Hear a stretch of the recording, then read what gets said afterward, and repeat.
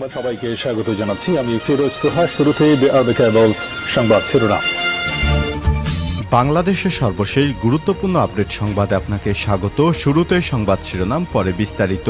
শুরুতেই জানিয়ে দিব, 5 বছর আগে যুক্তরাষ্ট্রে হাসিনার পতনের প্লট তৈরি করা হয়। শেখ হাসিনার পদত্যাগ নিয়ে দেশে নানা বিতর্ক তৈরি হয়েছে। ছাত্র জনতার গণবিপ্লবের পর তিনি দেশ ছেড়ে ভারতে পালিয়ে গেছেন।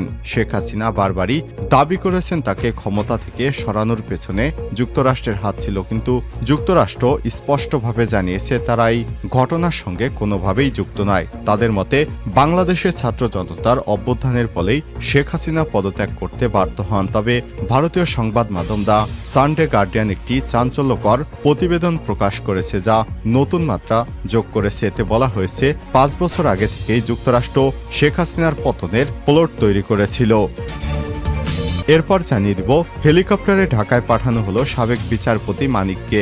ভারতে অবৈধভাবে অনুপ্রবেশের চেষ্টায় সিলেটের কানাইঘাট থানায় হওয়া মামলায় জামিন পাওয়া সাবেক বিচারপতি HM শামসুদ্দিন চৌধুরী মানিককে পুলিশি নিরাপত্তায় হেলিকপ্টারে করে সিলেট থেকে ঢাকায় পাঠানো হয়েছে।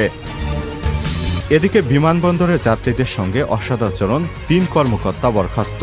হযরত শাহজালাল আন্তর্জাতিক বিমানবন্দরে সর্বোচ্চ যাত্রী সেবা নিশ্চিতে কাজ করছে ঢাকা কাস্টমস হাউস।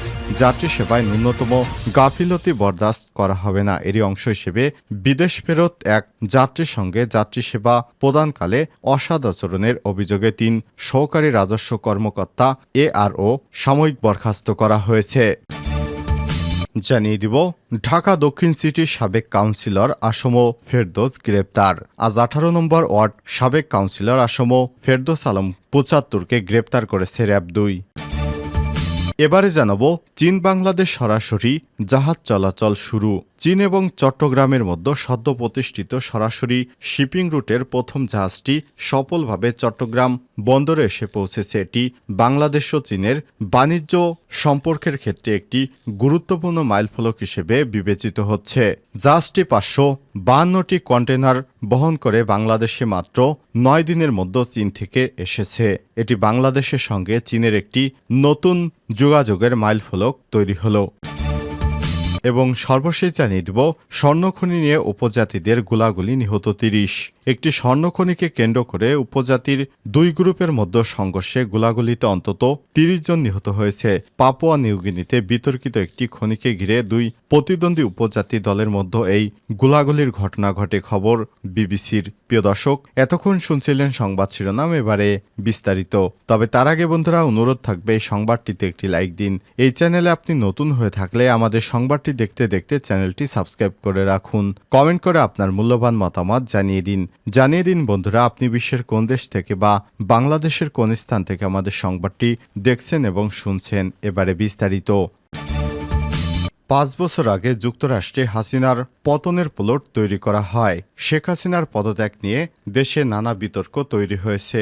ছাত্র জনতার গণবিপ্লবের পর শেখ হাসিনা বাংলাদেশ থেকে পালিয়ে গেছে। শেখ হাসিনা পালিয়ে যাওয়ার পর তার পতনের পেছনে যুক্তরাষ্ট্রকে দায়ী করেছিল, কিন্তু যুক্তরাষ্ট্র বরাবরই শেখ হাসিনার পালানোর বিষয়টি তাদের কোনো হাত নেই বলে জানিয়েছে। তারা জানিয়েছে ছাত্র আন্দোলনের কারণে শেখ হাসিনার ক্ষমতা চলে গিয়েছে। তবে সম্প্রতি ভারতীয় সংবাদ মাধ্যম দ্য সানডে গার্ডিয়ানের একটি চাঞ্চল্যকর প্রতিবেদন প্রকাশিত হয়েছে, যাতে নতুন মাত্রা যোগ করেছে।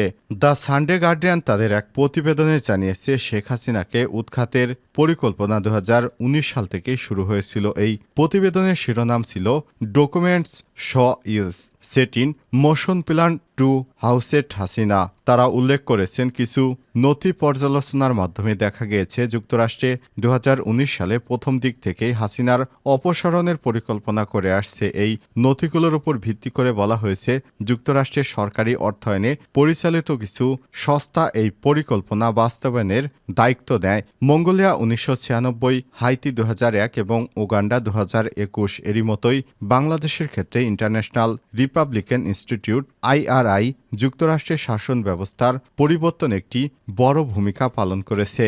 প্রতিবেদন অনুসারে এই পরিকল্পনা বাস্তবায়নে ন্যাশনাল এন্ডাইমেন্ট ফর ডেমোক্রেসি NED এবং United state agency for international development USAID মূলত IRI কে দায়িত্ব দেয়। নথিগুলোতে আর উল্লেখ করা হয়েছে, ভারতের হস্তক্ষেপ প্রতিরোধের জন্য প্রকল্পটি গুরুত্বপূর্ণ ছিল, বিশেষ করে বাংলাদেশের রাজনৈতিক অঙ্গনে ভারতের প্রভাব প্রতিহত করতে এই প্রকল্প প্রয়োজনীয় হয়ে দাঁড়িয়েছিল।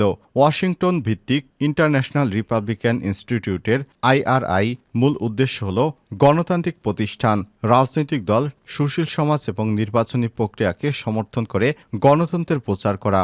এছাড়াও USAID অর্থায়িত প্রকল্পগুলোর বাস্তবায়নে অংশীদার হওয়া ন্যাশনাল ডেমোক্রেট ইনস্টিটিউট NDI এবং centre for international private enterprise CIP এবং সলিডারি সেন্টারের পাশাপাশি IRI NEDর 4টি মূল প্রতিষ্ঠানের মধ্যে একটি।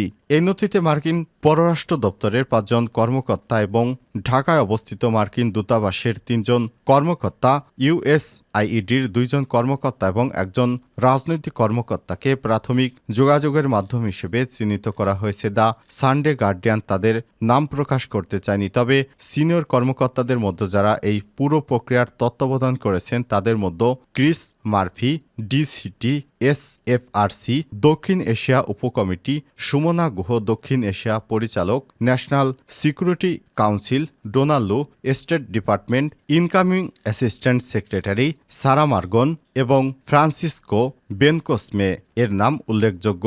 এই পুরো প্রকল্পটি ঢাকার শাসন ব্যবস্থার পরিবর্তন আনতে ব্যাপকভাবে প্রভাব ফেলেছে এবং প্রায় 4 লাখ বাংলাদেশি নাগরিককে সরাসরি প্রভাবিত করেছে।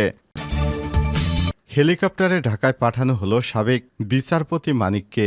ভারতে অবৈধভাবে অনুপ্রবেশের চেষ্টায় সিলেটের কানাইঘাট থানায় হওয়া মামলায় জামিন পাওয়ার পর সাবেক বিচারপতি HM শামসুদ্দিন চৌধুরী মানিককে পুলিশি নিরাপত্তায় হেলিকপ্টারে করে ঢাকায় পাঠানো হয়েছে। মঙ্গলবার 17 সেপ্টেম্বর সিলেট কেন্দ্রীয় কারাগার থেকে বিকাল 4:40 করা নিরাপত্তায় তাকে সিলেট ওসমানী আন্তর্জাতিক বিমানবন্দর থেকে র্যাবের একটি হেলিকপ্টার তাকে ঢাকায় নিয়ে আসে। বিষয়টি কালবেলাকে নিশ্চিত করেছে কেন্দ্রীয় কারাগার জেলার মোহাম্মদ সাখাওয়াত হোসেন। বিমানবন্দরে যাত্রীদের সঙ্গে অসৎ আচরণ, 3 কর্মকর্তা বরখাস্ত। হজরত শাহজালাল আন্তর্জাতিক বিমানবন্দরে সর্বোচ্চ যাত্রী সেবা নিশ্চিতে কাজ করছে Dhaka customs house.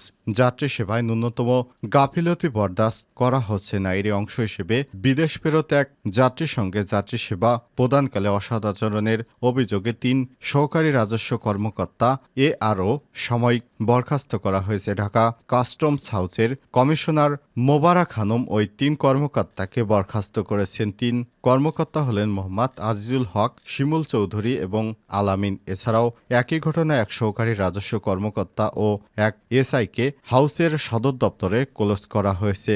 Custom house সূত্র থেকে সব তথ্য জানা গেছে। ঢাকা কাস্টম হাউস সূত্র থেকে জানা যায় 15 সেপ্টেম্বর বিদেশ ফেরত এক যাত্রীর ব্যাগ চেকিং করেন বরখাস্ত হওয়া কর্মকর্তারা। তারা ওই যাত্রীর ব্যাগ খুলে অযথা হয়রানি করেন। ব্যাগ খুলে কয়েকজন চকোলেট নিয়ে খাওয়া শুরু করেন। বিষয়টি দেখে এক যাত্রী সামাজিক যোগাযোগ মাধ্যমে স্ট্যাটাস দেন। পরে বিষয়টি খতিয়ে দেখে তাদেরকে বরখাস্ত করা হলো।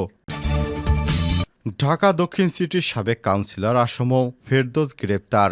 ঢাকা দক্ষিণ সিটি কর্পোরেশন DSCC 18 নম্বর ওয়ার্ডের সাবেক কাউন্সিলর আসম ফেরদৌস আলম 75কে গ্রেপ্তার করেছে র্যাব 2। মঙ্গলবার 17 সেপ্টেম্বর বিকেলে রাজধানীর কলাবাগান থানা এলাকা থেকে তাকে গ্রেপ্তার করা হয়। র্যাবের লিগ্যাল অ্যান্ড মিডিয়া উইংয়ের পরিচালক লেফটেন্যান্ট কর্নেল মুনিম ফেরদৌস তাকে গ্রেপ্তারের বিষয়টি নিশ্চিত করেছেন। এর আগে বৈষম্যবিরোধী ছাত্র আন্দোলন চলমান অবস্থায় নিউমার্কেট থানা এলাকায় আব্দুল ওয়াদুদ হত্যা মামলার অন্যতম আসামি সাবেক 18 নং ওয়ার্ড কাউন্সিলর আসম ফেরদৌস আলমকে রাজধানীর কলাবাগান থানা থেকে গ্রেপ্তার করে র্যাব 2 এর একটি সদস্য দল। আওয়ামী লীগ সরকার পতনের পর থেকে তিনি আত্মগোপনে ছিলেন।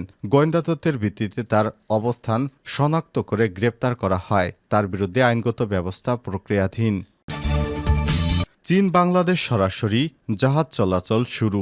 চীন এবং চট্টগ্রামের মধ্যে সদ্য প্রতিষ্ঠিত সরাসরি শিপিং রুটের প্রথম জাহাজটি সফলভাবে চট্টগ্রাম বন্দরে এসে পৌঁছেছে। এটি বাংলাদেশ ও চীন বাণিজ্য সম্পর্কের ক্ষেত্রে একটি গুরুত্বপূর্ণ মাইলফলক হিসেবে বিবেচিত হচ্ছে। সিঙ্গাপুর ভিত্তিক প্যাসিফিক ইন্টারন্যাশনাল লাইন্স পরিচালিত MV কোটা আঙ্গুন জাহাজটি চীনের নিংবো জুসান বন্দর থেকে দ্রুত 9 দিনের পর গতকাল 10:42 চট্টগ্রাম বন্দরের 13 নম্বর জেটিতে নোঙর করেছে। 552টি কন্টেইনার বহনকারী এই জাহাজটি একাধিক শিপিং কোম্পানির কনসোর্টিয়াম চীন চট্টগ্রাম এক্সপ্রেস সিসি পরিষেবা অধীনে উদ্বোধনী সমুদ্রযাত্রায় চিহ্নিত করে নতুন রুটটি চীন এবং বাংলাদেশের মধ্যে শিপিং সময় কমিয়ে দিয়েছে। আগে যে রুটে জাহাজ চলাচলের জন্য 20 থেকে 25 দিন সময় লাগত, এখন মাত্র 9 দিনে চীন থেকে বাংলাদেশে জাহাজ আসছে। এটি বাংলাদেশের যোগাযোগের ক্ষেত্রে খুবই বিপ্লবী ভূমিকা পালন করবে।